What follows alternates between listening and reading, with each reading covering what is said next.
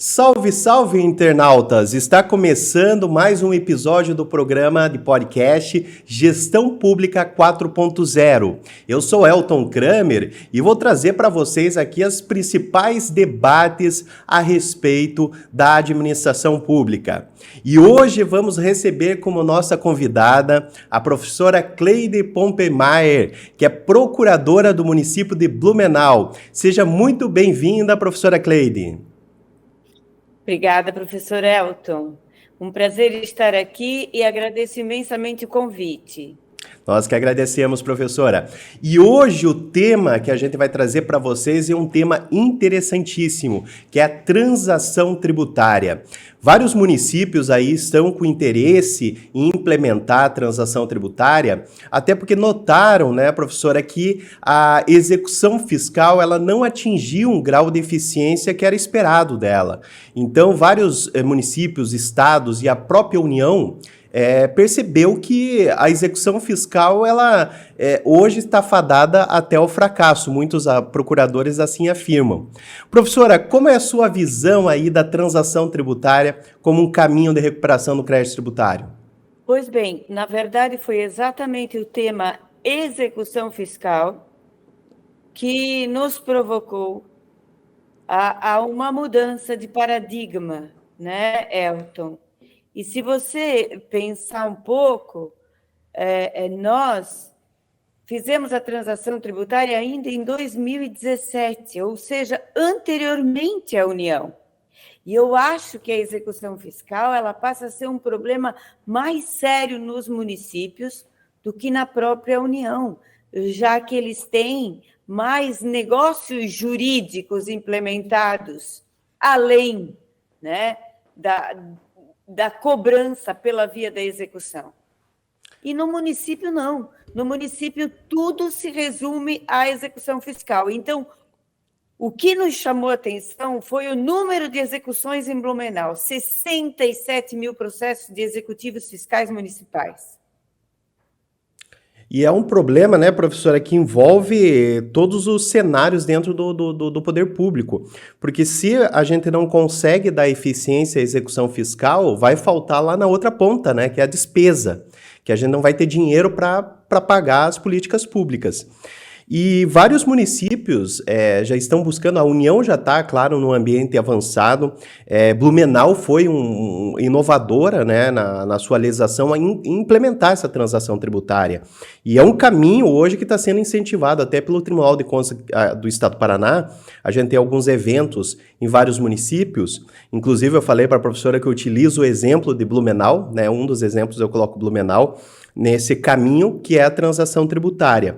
E como que foi, assim, o histórico de implementação, de chegar a essa ideia da transação tributária, as dificuldades que vocês tiveram de convencer até o corpo político da cidade em aprovar uma lei de transação tributária? Pois bem, a ideia ela partiu de um evento sobre adoção de métodos de solução adequadas de conflitos, que, na época, eu fui a esse evento representando o prefeito da cidade. E me chamou a atenção porque aí se falava muito da Lei 13.140, a lei nacional, que permitia, então, a autocomposição na administração pública. Voltei desse evento pensando em algo para essa quantidade imensa de processos. Conversei, então, com o Tribunal de Justiça, aí eu estava ainda sozinha, eram umas visitas informais na presidência para ver o que eles pensavam dessa ideia. e senti que fui muito bem recebida. Quando eu percebi o interesse do tribunal, aí sim, aí eu convidei a minha colega, Ângela dos Santos Farias, que hoje é também a minha parceira nesse projeto, né? Nós somos coautoras, e aí sentamos e começamos a pensar num modelo de transação tributária. Paralelamente, nós visitamos a Procuradoria de Justiça, né? Ou seja, o Ministério Público Estadual, e também visitamos o próprio Tribunal de Contas. No Ministério Público, tivemos uma recepção ótima. Eles apenas nos sugeriram alguns freios, né? Ou seja, vocês estão iniciando, então seria melhor vocês trabalharem num valor de alçada menor. E eles nos sugeriram o valor de alçada dos juizados especiais. Também nos disseram o seguinte: olha, isso não pode ser feito a toda hora, então coloquem um freio no sentido de que o contribuinte possa fazer o acordo apenas uma vez. E também que a dívida fosse mais antiga, para que não houvesse o tal do discurso do incentivo à inadimplência. Então, nos colocaram, olha, transacionem os valores mais antigos, que esse já é um pressuposto para a não cobrança, né? A não obtenção do sucesso na cobrança da dívida ativa. E por aí, então, nós acatamos, obviamente, esses 3 freios, o qual a lei chama de requisito objetivo, para poder trabalhar nessa lei municipal. E com o aval do Ministério Público, ficou bem melhor, né, professor Elton? Porque nós já tivemos nós partimos, então, já com uma certa coragem, sabendo que nós não seríamos, o município não seria processado por eventual crime de responsabilidade ou por improbidade administrativa. Não, e com certeza, né, professora, é um caminho que, como vocês foram inovadores nisso, principalmente no cenário municipal, que é desatendido muitas vezes pelos órgãos de controle, né? Não é como a União, que você tem uma logística imensa. Não falo só em dinheiro, mas falo de um corpo de pessoas, de estrutura, né, diferente. Então, criar um sistema inovador a partir do município é muito mais difícil, né? Os desafios são muito maiores. E é interessante que os municípios têm esse medo, muitas vezes, de criar a transação e culminar numa renúncia de receitas. Então, essa ideia da gente começar degrau por degrau seria interessante, né? Não transacionar qualquer débito, mas a gente começar, de repente, num limite de valor, limite de tempo, né? Seria também uma alternativa, né, professora? E o professor fala da renúncia de receita, né? É por isso que, nessa hora, eu sempre fortaleço a figura do nosso prefeito na época e do nosso vice-prefeito da época, hoje nosso prefeito, porque eles abraçaram a ideia, mesmo com o perigo da renúncia de receita. Porque o que aconteceu no Tribunal de Contas? Eles entenderam que a ideia era viável, mas nos pediram uma consulta. Só que a consulta ela foi respondida só em 2020, e o nosso projeto é de 2017. E a nossa consulta, em 2020, ela foi respondida positivamente, ou seja, que o município de Blumenau, desde que tivesse lei específica, poderia se utilizar da transação e poderia dar, sim, desconto no principal, que o desconto no montante principal do tributo é a grande sacada da transação tributária. Porque vai, quanto mais perigo o município tem de perder a ação de cobrança do crédito tributário, mais desconto se dá. E o Refis, o Renovar, ou seja, todos os programas de refinanciamento de dívida, o que eles têm em si é um desconto que chega até 100% de juros e 100% da multa. E nós adentrávamos, e esse era o receio. E é aí que eu mostro, então, a coragem dos nossos gestores. Quanto à renúncia de receita, o Tribunal de Contas entende, o nosso, de Santa Catarina, entendeu, quando da resolução de consulta, que se caracteriza, sim, renúncia de receita, e que, por isso, devem ser alteradas as leis orçamentárias do município, prevendo, então, o impacto financeiro dessa renúncia, entre aspas. Eu, particularmente, sempre entendi que não caracteriza renúncia de receita, porque na transação, o que deve ser levado em conta são as concessões mútuas. Então, o município, ele tem uma perda, o contribuinte também tem uma perda. O município tem um ganho, o contribuinte também tem um ganho. Mas há uma troca. Existem concessões mútuas. E por isso entendo que não se trata de benefício fiscal. Por isso entendo que não se pode falar em renúncia de receita na transação tributária. Bom, a nossa resposta veio em 2020, julho de 2020. Mas a lei complementar 174, a Lei Nacional 174, no artigo 3º, é uma lei nacional, ela deixa bem claro, né, professor Elton? Sim. Que não caracteriza a renúncia de receita na transação tributária. Então, os municípios que hoje pensam em adotar a transação tributária, eu aconselho que façam uma consulta ao Tribunal de Contas, já considerando o dispositivo, o artigo 3º da Lei Complementar 174. Uhum. E, professora, eu concordo plenamente com a professora no sentido que não há renúncia, porque a gente já está trabalhando, de fato, com um crédito que é de difícil recuperação ou irrecuperável, né? Então, se já não iria recuperar, a gente está criando uma medida para, de alguma forma, vir alguma coisa, né? Aqui o Tribunal de Contas também tem um sentido assim cauteloso de exigir, não na LOA, mas na LDO, que tem uma previsão autorizando ou prevendo a transação tributária. Então é um meio termo ainda, né? Mas ainda eles são cautelosos nesse sentido que pode configurar renúncia de receitas.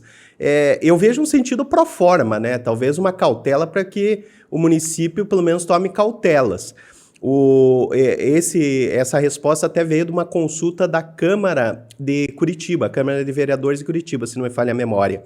E realmente é uma situação que, para o município ter essa segurança, aí fica a dica da professora Cleide, então, de fazer essa consulta, né, caso você tenha essa dúvida, ou já inserir, né, de repente, na lei orçamentária essa previsão e aí partir para uma transação tributária, né, professora? Exato. Eu estava vendo aqui que a Lei Complementar 174, que trata desse assunto, ela é de agosto de 2020. E a nossa resposta lá do Tribunal de Contas aconteceu em julho de 2020, ou seja, antes da edição desta lei. Né? Mas fica realmente, como o professor coloca, existem essas duas alternativas. Ninguém vai deixar de fazer a transação tributária por conta desta sustentação. Né? Todas as cautelas são bem-vindas, mas nada vai impedir, né, do município ter essa medida. E, professora, a transação tributária aí em Blumenau é utilizada para todos os tributos municipais? Sim, para todos os tributos municipais e créditos não tributários, inclusive. E assim, a efetividade dela, ela tem tendo um crescimento assim de arrecadação, tem tido êxito no município? Sim, professor, olha só, eu não tenho os números aqui precisos, né? Mas são mais de 13 milhões arrecadados até o momento e aproximadamente 2.500 processos de execução baixados. Olha, um número bem expressivo, né? Bem expressivo, considerando que o valor de alçada hoje aumentou. Nós iniciamos com 40 salários mínimos, por sugestão, como eu disse, do Ministério Público, mas hoje são 60 salários mínimos, porque utilizamos o valor de alçada dos juizados especiais federais. Ah, bacana. E é uma situação aí que a União também, que tem números também bem expressivos, a União tem divulgado aí recuperação de crédito tributário através da transação montantes muito significativo e que tem demonstrado o êxito desse instituto, né? Eu penso até, professora, mais até para os municípios, aqui o Estado do Paraná está ainda com o projeto de lei, vai sair no futuro, mas eu penso basicamente para municípios e mirando aquele débito de IPTU. Claro, pode ser aplicado para ITBI, ISS, cada município tem uma realidade diferente, mas eu penso naquele débito de IPTU, daquela pessoa que não conseguiu se enquadrar no Refis, às vezes a pessoa tem um único bem, é bem de família, está desempregado, aquele cidadão que quer pagar e não tem condições, você poder ouvir a proposta que ele tem de pagamento. Eu estou imaginando a transação exatamente para esse público. O nosso carro-chefe é o IPTU. 95% de todos os nossos acordos são relacionados com dívidas de IPTU e pessoas físicas, professor Elton. Esse nosso projeto, ele acaba sendo, por conta do valor de alçada, né, que chega até 60 salários mínimos, ele acaba sendo uma política de Estado, inclusive social, porque o que nós temos ali é a humanização do processo. A pessoa, ela chega na audiência, nós fizemos questão de manter a audiência, porque o fato do contribuinte vir e poder falar, poder se desabafar, muitas vezes ele acaba trazendo outros problemas de dentro de casa para poder chegar na condição do não, da impossibilidade de honrar com a sua dívida. E, nesse momento, o processo ele se torna humanizado, já que hoje ninguém mais pensa em ouvir a pessoa que está na nossa frente, muito menos quando é um débito tributário. O fisco manda, né? Por quê? Porque, se você for ver, professor, o nosso código ele é de 1966, justamente na época ditatorial. Então, o direito tributário ele acompanhou todo momento, né, dentro de uma ditadura fiscal. Os métodos de solução adequados de conflitos, eles vêm numa frente de democracia fiscal. O contribuinte senta, conversa, é ouvido, e de tudo que ele nos coloca, nós apresentamos uma proposta de acordo dentro do que a lei nos permite. E em Blumenau, nós temos a transação tributária como meio de extinção do crédito tributário baseado numa tabela de pontos. Então, e de requisitos pré-determinados. Quanto maior a nota, maior o desconto, que pode ser de abatimento, então, dedução do débito de 100% de juros, 100% de multa, podendo chegar até a 70% do principal, dependendo da nota que ele recebe no cumprimento desses requisitos. Quais são? Histórico fiscal, condição socioeconômica do contribuinte, ou seja, hipossuficiência econômica e condições de saúde familiar, tempo de duração da ação, e se há risco efetivo jurídico do município em perder a ação. E se esse risco estiver presente e ele já for já estiver sido julgado por súmula vinculante, repercussão geral ou em caráter repetitivo, a nota do risco jurídico dobra. Então, a tabela ela vai numa pontuação de 10 pontos, até 10 pontos, de 10 pontos a 15 pontos, de 15 a 20, de 20 a 25.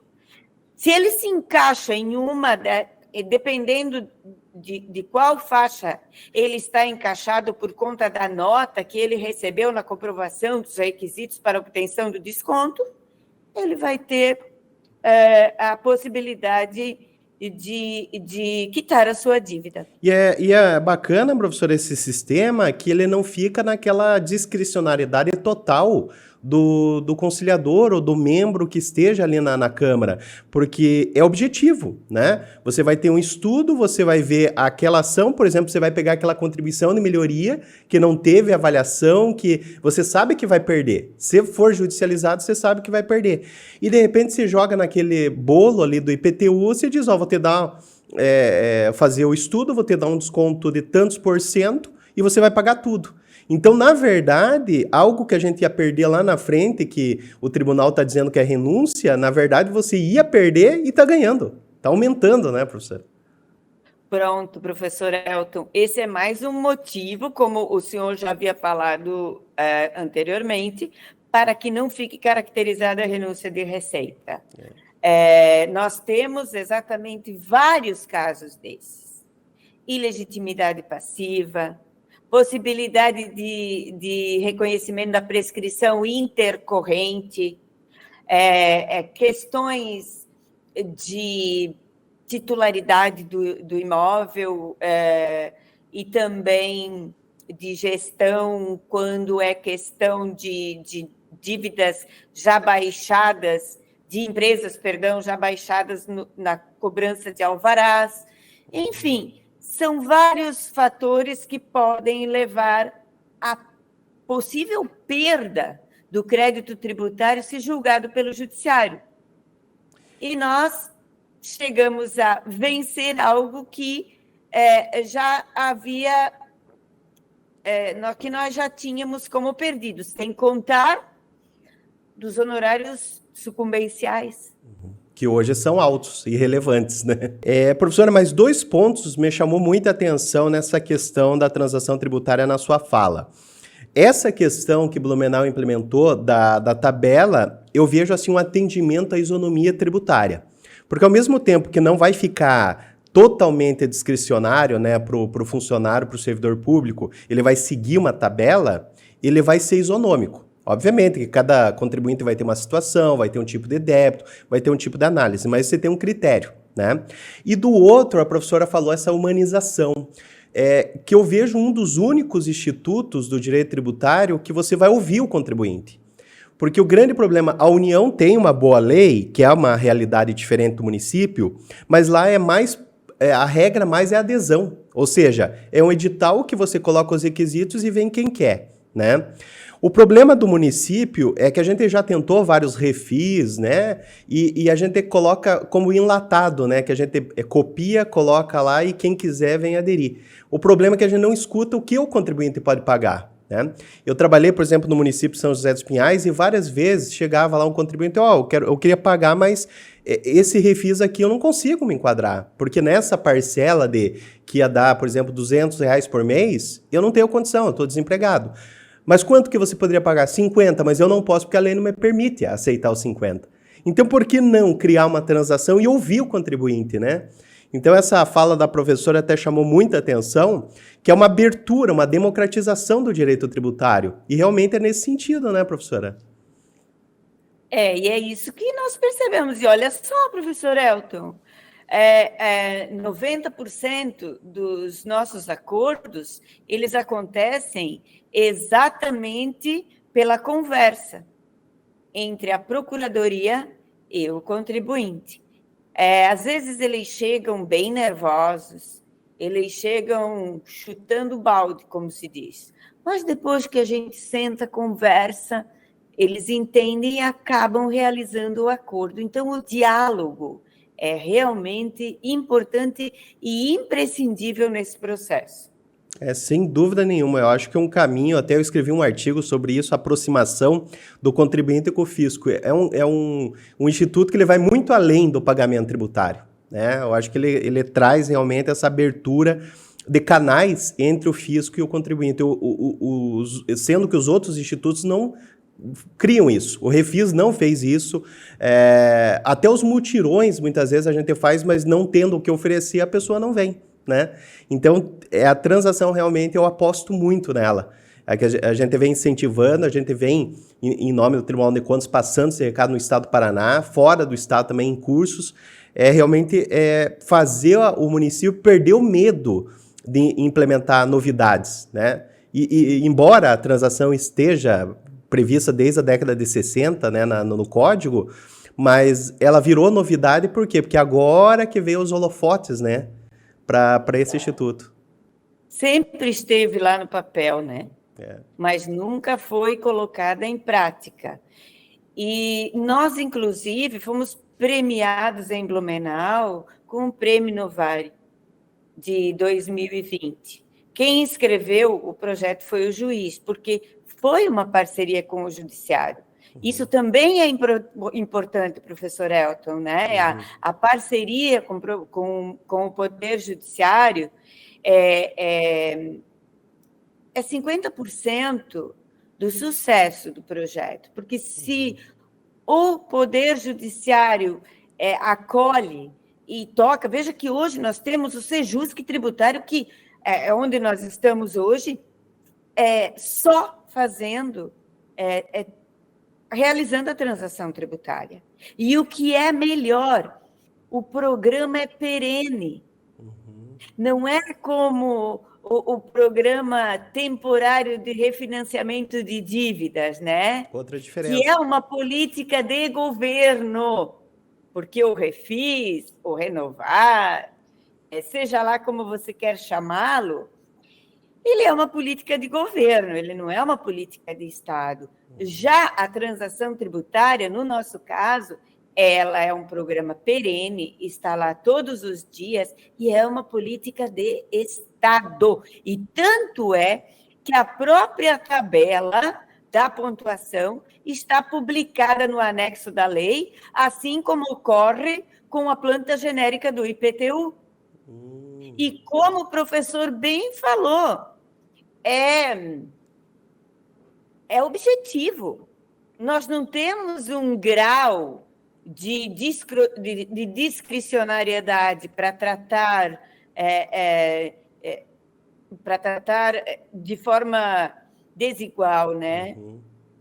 Isso é importante, né, professora, até salientar, porque o Refis é uma coisa eventual, não deveria ter tanto, né, não deveria ser contínuo, até o objetivo dele não é ser, mas ele sendo eventual é questão que foge daquela política de governo, né, ele é a cada 3, 4 anos, mas é uma situação de pós-crise, alguma coisa que justifique o Refis. Então, ela não é uma política permanente.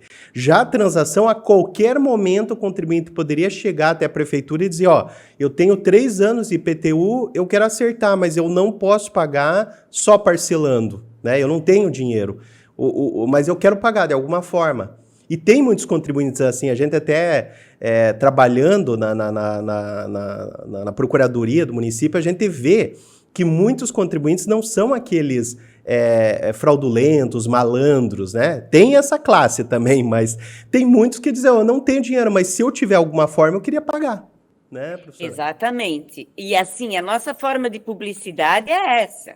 A pessoa que vai até a Praça do Cidadão e ela toma conhecimento do programa, nós fazemos, o Poder Judiciário ali, que entra a parceria, ele faz as intimações, ele já faz a seleção dos processos, alguns processos que já se encaixam, né, com os tais requisitos, então é enviado o ofício para o contribuinte, e essa forma de chamamento ao processo está sendo muito relevante para nós.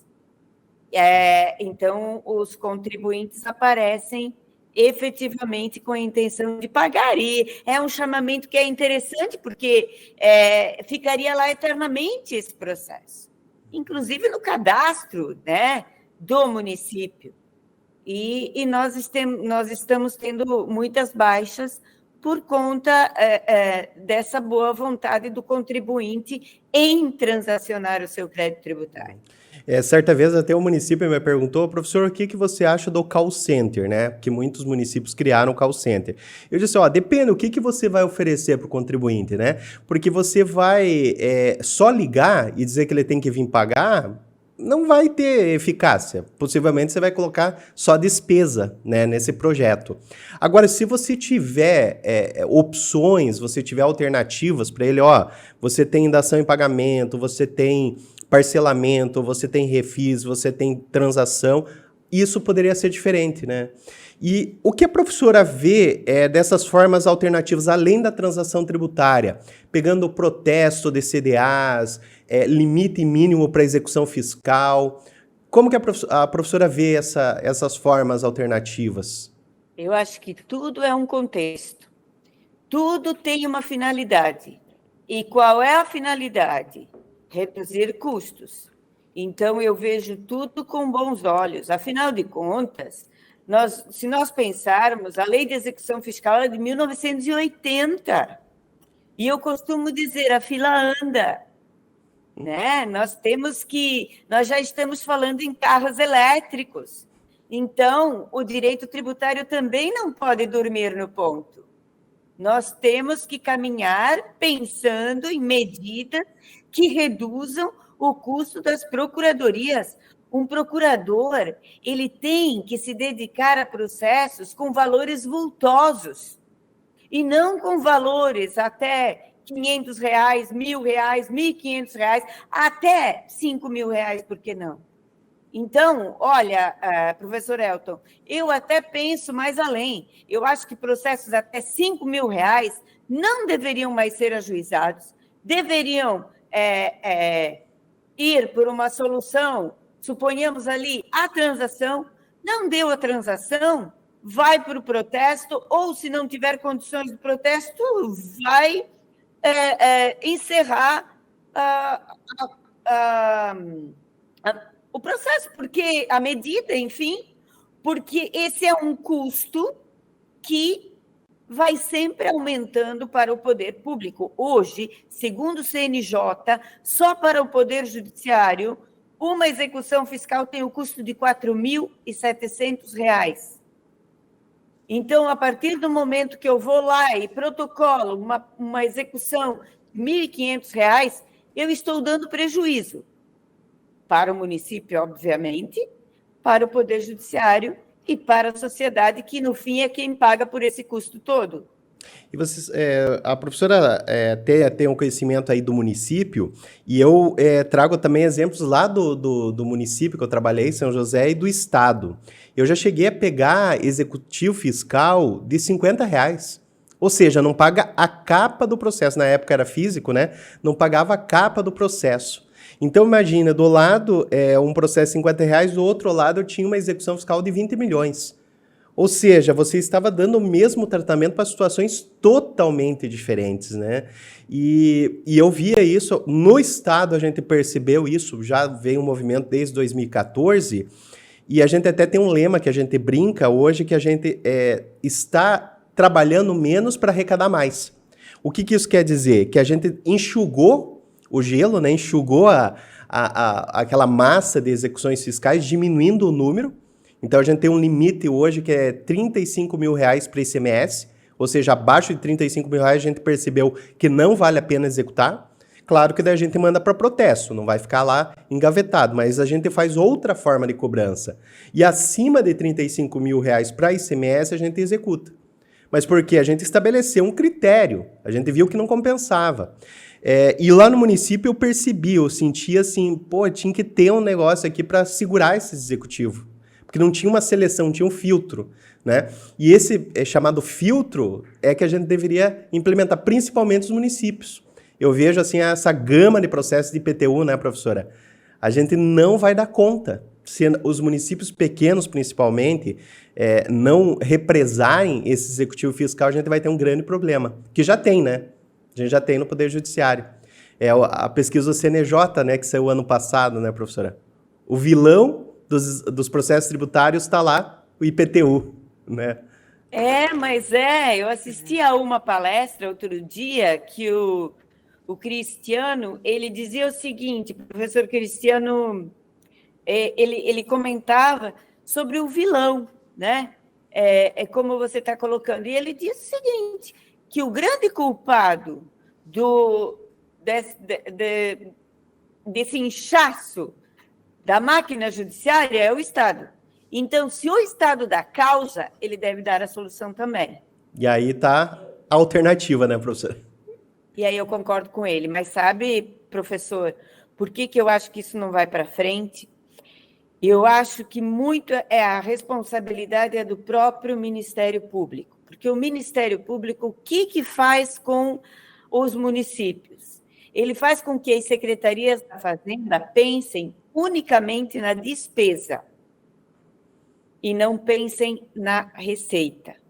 Então, hoje, o secretário da Fazenda, ele assume e ele fica com muita preocupação de como ele vai gastar. Agora, ele não se preocupa em arrecadar. Por quê? Porque o Ministério Público também só cobra do secretário quanto à despesa. Mas em nenhum momento o Ministério Público vai lá e diz, aqui você tem obrigação de arrecadar. E isso também, eu acho que é uma falha da gestão da dívida ativa. E eu acho que não só o Ministério Público, professora, os próprios tribunais de contas, por muito tempo, eles fiscalizavam o quê? Licitação e despesa pública. Hoje que está voltando o olhar após essa crise, a pandemia, quando deu queda de arrecadação, opa, tem um problema maior, o problema da receita. Porque sem dinheiro não tem despesa. Você não vai ter despesa para fiscalizar. Então tem que se preocupar naquilo que está se arrecadando. Então é uma meia-culpa, eu acho que até os órgãos de controle, de uma forma geral, nacional, né? Que estão se atentando agora, um problema que eles não vinham antes. Nós que estávamos lá internamente na prefeitura, a professora ainda está, né? Que verifica.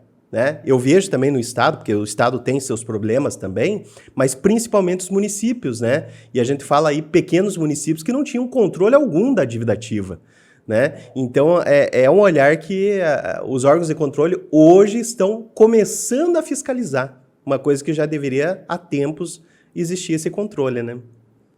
E é cultural, né, professor? É cultural. Sim. O que eu costumo dizer... E o professor disse antes em relação à transação, virou moda. Em outras palavras, foi isso que o professor disse, virou moda. E infelizmente, eu não sei se é do brasileiro ou se é no mundo inteiro, mas a pessoa ela acaba indo para onde todo mundo vai, ou seja, sempre é onde a maioria está, que há o seu seguidor, né? E antes isso não é descoberto, não tem esse olhar com essa paixão, né? É o que nós havíamos falado. 1966, Código Tributário, prevendo a transação. Somente em 2017, Blumenau tirou do papel. Embora... eu não posso deixar de dizer aqui que o grande mentor da transação tributária é o professor Heleno Torres. Ele sim, ele é o grande mentor, porque o professor Heleno Torres, ele é que fez o primeiro projeto para o Congresso Nacional. Só que esse projeto não foi adiante, justamente porque não havia esse encontro de ideias e de vontades de colocar no papel. E na União é mais difícil do que no município, né? Sim. É uma questão política, né, que atrapalha a questão técnica. Isso. E aí, para os municípios, o que eu sugiro também? Que quando tiverem o esboço da lei, né, do projeto de lei, que marquem o encontro com os vereadores, que conversem com os vereadores, que coloquem todas as situações, né, os prós e os contras de toda a questão que está no projeto, que eles não sejam pegos de surpresa e que eles não tenham um olhar já com vistas a prejuízo e não como um sucesso da medida. Isso é um ponto muito importante, professor. Até eu notei em alguns municípios que a gente trabalhou, até ajudando em mudanças legislativas, quando o vereador e os próprios servidores públicos fazem parte do processo, fica muito mais fácil.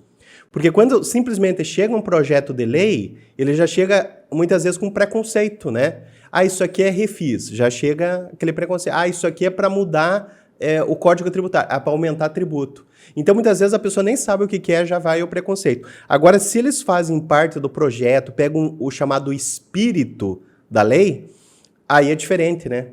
Até o servidor, ele aceita melhor o projeto de lei, porque ele sente que é dele também, né? Né? O próprio vereador, né? Eu acho que é até um respeito para com o parlamentar.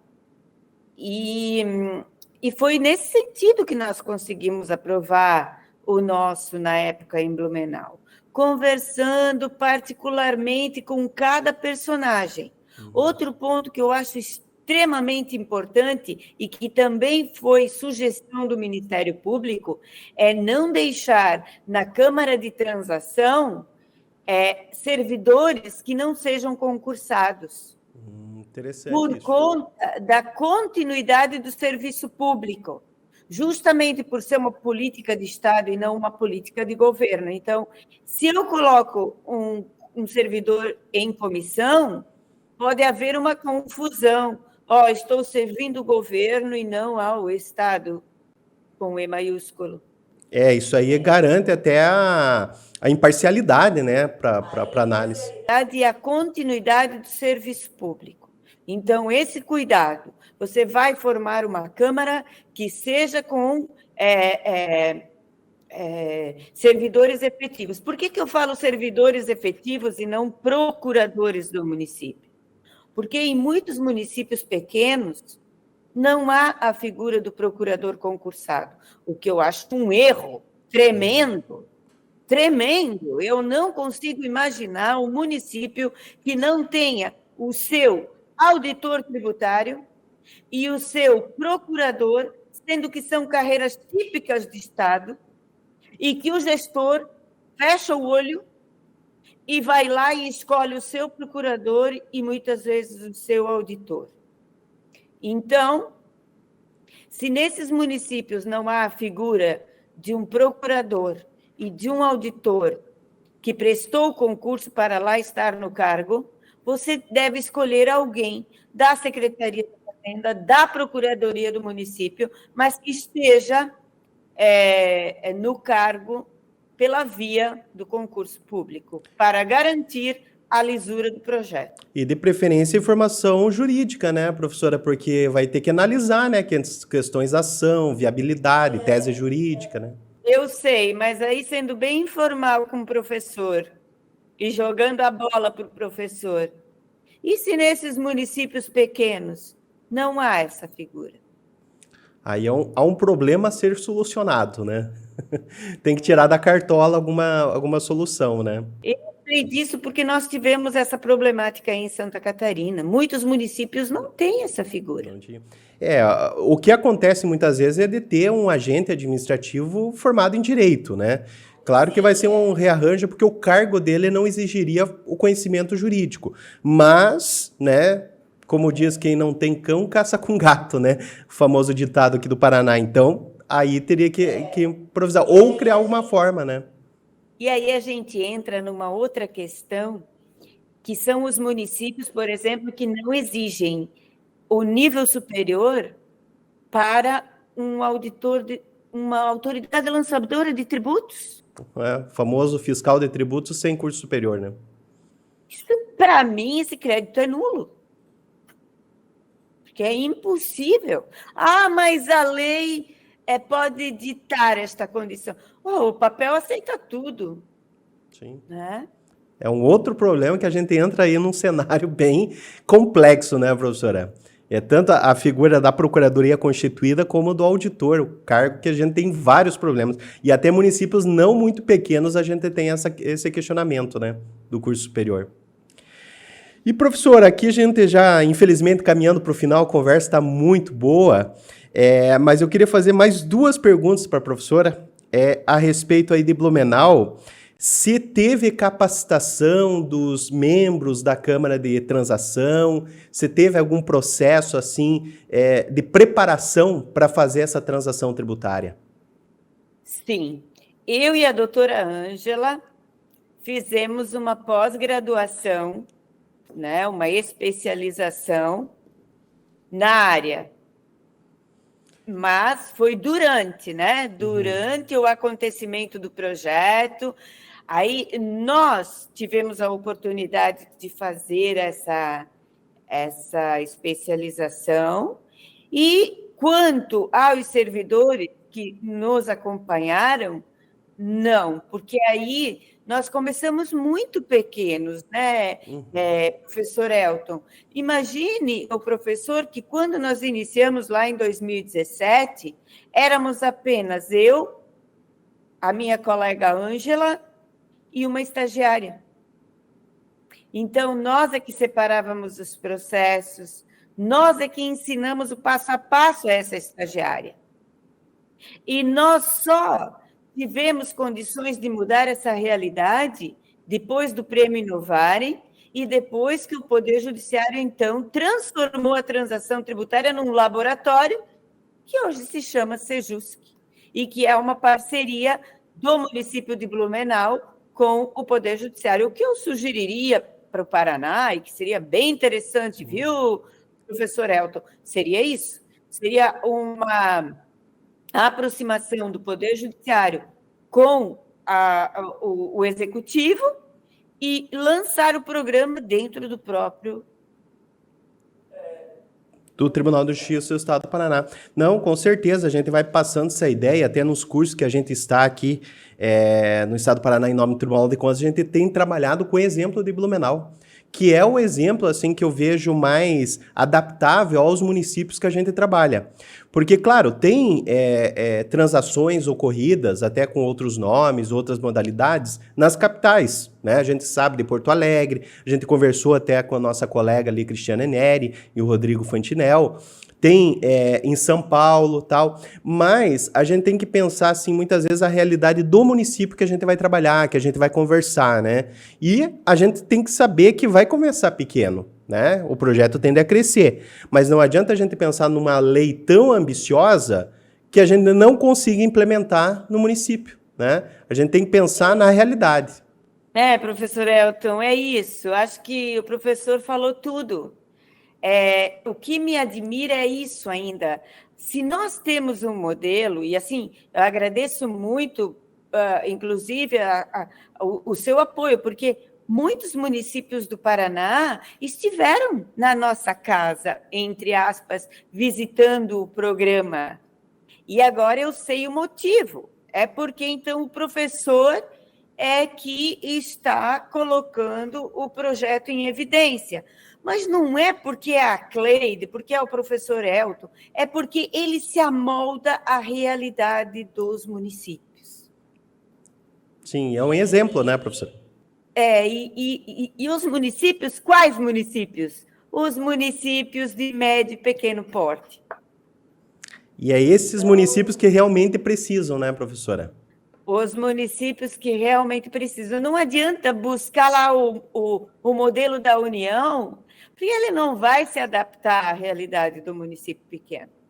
Então, se existe já um paradigma consolidado nos municípios, por que não replicá-lo e fazer dele uma cultura?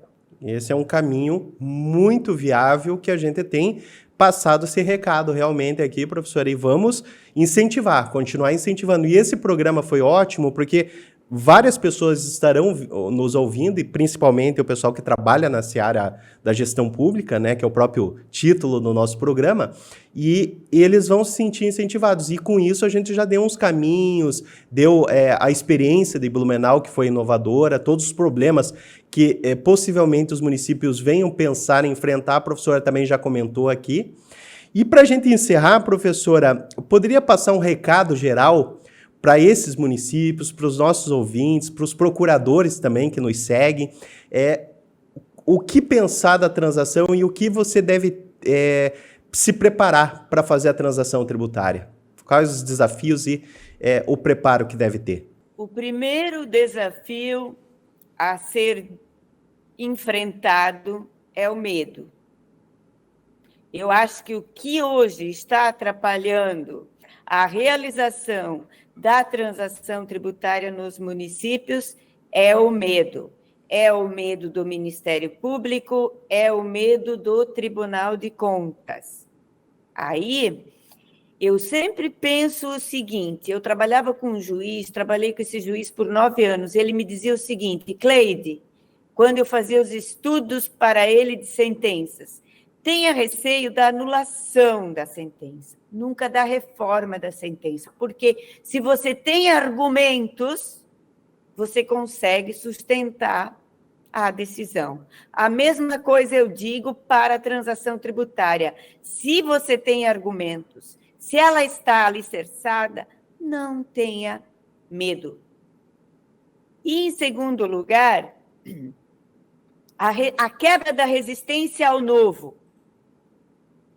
Tudo que é novo atrapalha. E não é só pelo medo, é pelo comodismo. Nos municípios, o que a gente mais ouve sempre foi feito assim, por que eu vou fazer diferente? Então, faça o diferente, porque você vai ser a diferença. É isso. Muito obrigado, professora. Fica aí o seu lema aí para os nossos colegas, principalmente de pequenos municípios, né? E agradecemos muito a sua presença aqui, a conversa foi muito boa e lhe aguardamos aí numa próxima oportunidade para conversarmos mais, trocarmos ideias aí sobre o direito tributário. Muito obrigado, professora. Obrigada também, professor, pela oportunidade. E obrigado você que nos acompanhou até agora no programa Gestão Pública 4.0 e não esqueça de se inscrever aqui no nosso canal para ficar atento aos próximos episódios. Um grande abraço a todos e até a próxima.